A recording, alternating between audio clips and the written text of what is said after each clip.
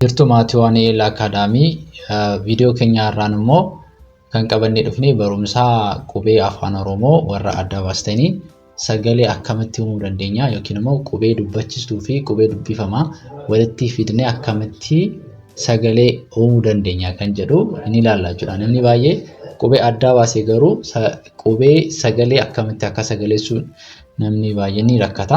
Kanaaf namoonni sirriitti kanallee addaan baasee video kana isiniifidha jechuudha. Kanaaf amma dhumaatti sirriitti na hordofaa.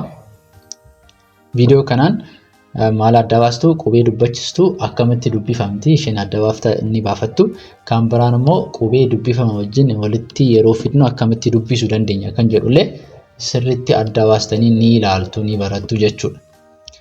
Amma namoonni chaanalii kanaaf haaraa taatanii video kana subscribe video kana like gochuun jalqaba akkasumas channel keenyallee subscribe gochuudhaan videowwan haaraa barumsa namatti kennuu danda'an akkana isinii qaqqabaa jechuudha.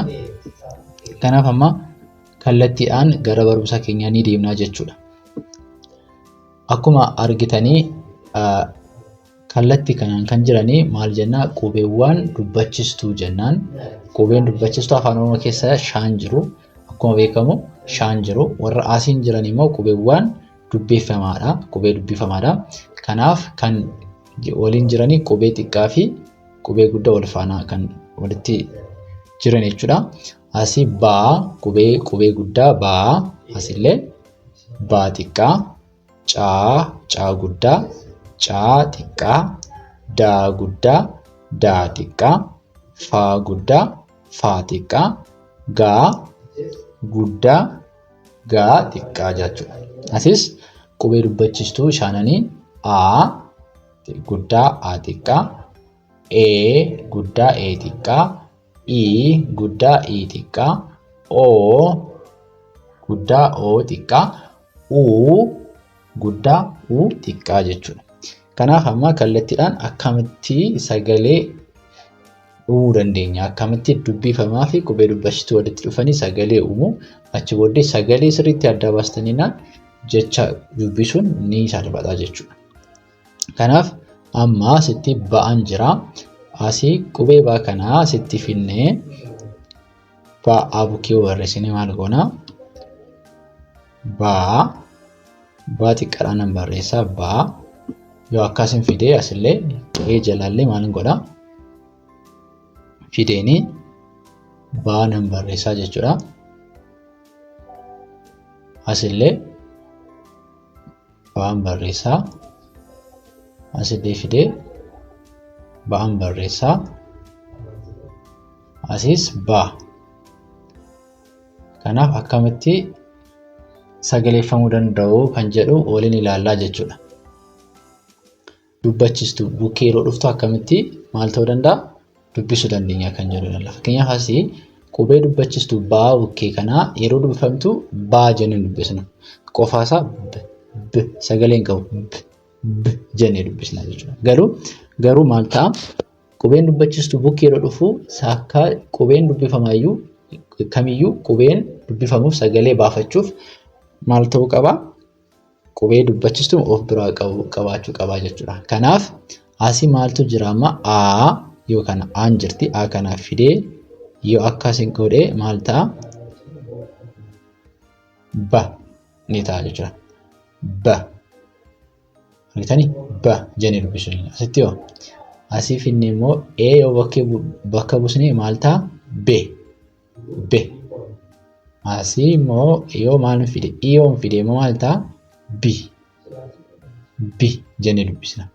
Asii baa jennee dubbisna. Takkamatti ba jennee dubbisna. Asis baa'een jennu be. Asii walumaa duukaatti lamaansaa bi jennee dubbisna. Asitti immoo yoo oofinnee maal ta'a? Bo. Asii immoo oo yoo goonee maal goona?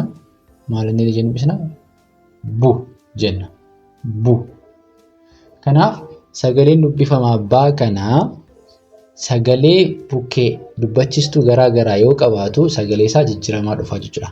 Baa, bee, bii, boo, bu. Haala kanaan ni barreessinaa jechuudha. Ammas asitti yoo maal goone yoo tokko tokkotti daballee yoo tokko tokkotti daballee maal ta'a? Sagalee dheeraa qabaata. Fakkeenyaaf a tokko yoo asin dabalee jalqaba maal ture? Baa ture. Ba ture jalqaba. Ba ture. Amma immoo a tokko dabalaa inni dheerata. Baa ta'a jechuudha. Be inni ture amma yoo e tokko asin dabalee maal ta'a? Bee inni dheerata. As immoo yoo i tokko yoo dabalee immoo maal ta'a? Dhaqee bii inni jalqaba tokko yeroo ta'u bi yeroo lamaa ta'u immoo bii inni dheerata. Asii bo ture. Bo inni ture. O tokko dabalaan boo. Asillee inni bu inni ture. Buu ta'a jechuudha. Yeroo lamaa ta'u sagalee dheeraa ni qabaata jechuudha. Buu ta'a jechuudha. Qubee itti aanee jiru maali? Caadha. Caa kanaas asitti a jalaa finnee maal goonaan barreessina? Caa asillee caa goonaa asillee caa yoo barreessine sirriitti isinillee anaa wajjin itu barreessaa barattanii salphaatti qabachuu dandeessu, salphaatti dubbisuu dandeessu jechuudha. Kanaaf caa haala kanaan yoo barreessine amma bukkeessatti maal goonaa? Bukkeessatti qubee maal ta'a? Fakkeenyaaf asii qubee tokko a bukkee yeroo finnu maal ta'a? Caa jenna. Asii a finne yoo as a tokko dabalu caa jenna. Maal jenna? Caa. Sagalee qaba, caa qaba. As immoo yoo akkas goonee cee jenna. Cee. E tokkodha. Cee. Asii yoo akkasitti goone immoo cii. Asii yeroo itti daballu coo. Asii immoo yoo itti daballu cuu ta'a jechuudha. Inni itti aanee jiru maali asii? Ammas yeroo dubbachiistuun lama yeroo taatee dhuftu sagalee dheeraa qabaa jennirra. Inni kun amma ca jennee dubbisna. Ca. Asii garuu yeroo maal goonaa? A tokko yeroo daballu caa ta'a jechuudha. Caa. Asiis e tokko yeroo itti daballu cee. Asii i tokko yeroo itti daballu maal ta'a? Cii. Asii o tokko yeroo itti daballu maal ta'a? Coo. Asii u tokko yeroo itti daballu maal ta'a? Cuu. Inni sagalee gabaabaa qabaa ture amma yeroo lamaa koonuu sagalee dheeraa ni qabaata. Jalqabaa tokko yeroo ta'u ca, cee, cii, coo, cuu ture. Amma garuu caa, cee, cii, coo, cuu jenna jechuudha. Itti aanee immoo kan jiru qubeen daadha. Daa qubeen dubbifamaa daa a bukkee wajjin dhufu amma jalqabaa qubee isaa barreessinuuti ni ilaalla jechuudha. Daa asiis e jalaa daa barreessinu. Asiis i jalaa daa maa barreessinu. Asiis o jalaa daa maa barreessina. Asiis caa daa maa barreessina. U jalaa. Kanaaf amma inni kun amma daasis daa barreessina jechuudha. Daa barreessina. Erga akkas goonee booddee maalitti daballaa? Qubee dubbachiistuu yoo bukkee dhuftu maal fakkaata kan jedhu ilaalla. Kanaaf asii a yoo itti daballu maal ta'a? A da ta'a jechuudha. Sagalee qaba waan ta'eef daa hin jennu. A tokkodha da jenna. Da asii de asii di asii do asii du jenna jechuudha. Du. Amma immoo da, de, di, do, du jenne. Achi booddee immoo akkamitti sagalee dheeraa qabaachuu danda'a? Kanaaf a tokko yeroo itti daballu ni da ture maal ta'a? Daa. Daa. Asii immoo dee. Asii dii ni dheerata. Dii asii doo. Asii duu. Duu ni ta'a jechuudha. Duu ni ta'a jechuudha. Duu ni ta'a. Duu ni ta'a. Inni taanee qubee taanee jiru immoo qubee dubbifamaa faadha. Faa asii jalqaba maalirratti barreessina? Faa. A jalattis E jalas faa barreessina. Faa qubee xiqqaadhaan barreessaan jira. Yeroo baay'ee qubee xiqqaadhaan kan barreeffama keessatti dhufu kanaaf faan barreessa. Faa qubee xiqqaan barreessa. Asis faa. U jalas faan barreessa jechuudha. Faan barreesse. Amma kan ilaallu qubee dubbachistuu bukkee yeroo dhuftu akkamitti maal gochuu dandeenya? Akkamitti dubbisuu dandeenya? Yeroo qubee dubbachistuu of biraa dhuftu jechuudha. Isa ilaalla. Amma asitti qubee dubbachistuu A tokko bukkee yoo dhufte maal jenna kana? Fa jenna. Fa jenna. Asillee fe jenna. Fe. Fe. Asii I fi. Fi. Asii O fo. Asii U fu jenna. Fu jenna. Inni kun fa, fe, fi, fo, fu sagalee gabaabaadha. As immoo yeroo dubbachistuu lamaa taatee dhuftu sagalee dheeraa ni qabaata. Kanaaf A lama fa, E lama fe, I lama fi, O lama fo, U lama fu.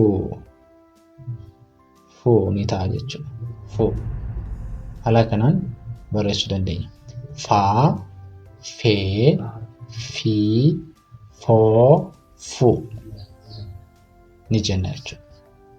Ittaan immoo kan jiru maali? Qubee dubbifama gaadha. Gaan yeroo kompiitaraan barreeffamu akkanatti barreeffama. Garuu isin yeroo barreessanii akkamitti barreessuu dandeessu? Gaa akkasitti barreessa. Yeroo qubeedhaan yeroo qalamaadhaan barreessitanii akkasitti barreessa. Gaa akkasitti barreessuu dandeessu. Asis gaa. Akkanatti barreessuu dandeessu. Asis gaa. Akkanatti barreessuu dandeessu. O jalas gaa.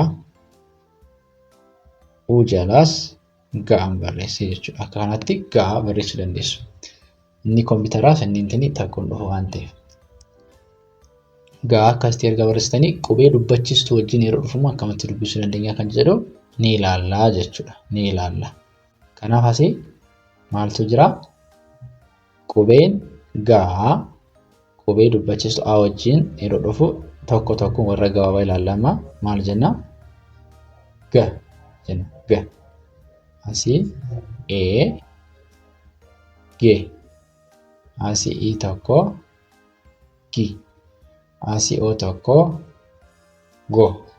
Asii U tokko gu jenna jechuudha. Kanaaf asitti gaa, gee, gii, goo, gu jenna. Amma immoo sagalee dheeraa akkamitti qabaachuu danda'a yeroo jennu asii maal gashina? O yeroo A lama yeroo ta'u gaa ni dheerata. Ga ni ture gaa gaa. Asii gee. Asii gii. Asii goo. Asii lama yeroo ta'u guu ni ta'a jechuudha. Haala kanaan maal gochuu dandeenya? Barreessuu dandeenyaas dubbisuu dandeenyaas sirriitti hordoftanii jechuudha. Kanaaf takka ni dubbisna. Baa, bee, bii, boo, buu. Immoo caa, cee, cii, coo, cuu. Asii daa, dee, dii, doo, duu. Immoo faa, fee, fii, foo, fuu. Immoo gaa, gee, gii, goo, guu. Haala kanaan barreessuu dubbisuu ni dandeenya jechuudha. Kanaaf namoonni haala kanaan sirriitti qo'achuu dandeessu. Namoonni karaa keessan barachuu barbaadan illee bilbilli keenya viidiyoo kana jala jira. Karaa WhatsAppii, Imo akkasumas Telegiraamii nu argachuu dandeessu. Heeloo nuun jedhaa nuuf bilbilaa. Barumsa keessan haala gaariin barachuu ni dandeessu jechuudha. Viidiyoo kana keenya haaraa kana fakkaata. Namoonni subscribe hin goone chaanalii kana subscribe gochuudhaan chaanalii keenyaaf maatii ta'a. Barumsa haala kanaan isinii barsiisna. Kanaaf laayikii gochuu irraa hin haffatina. Viidiyoo biraan amma walitti deebinuuti nagaan tura.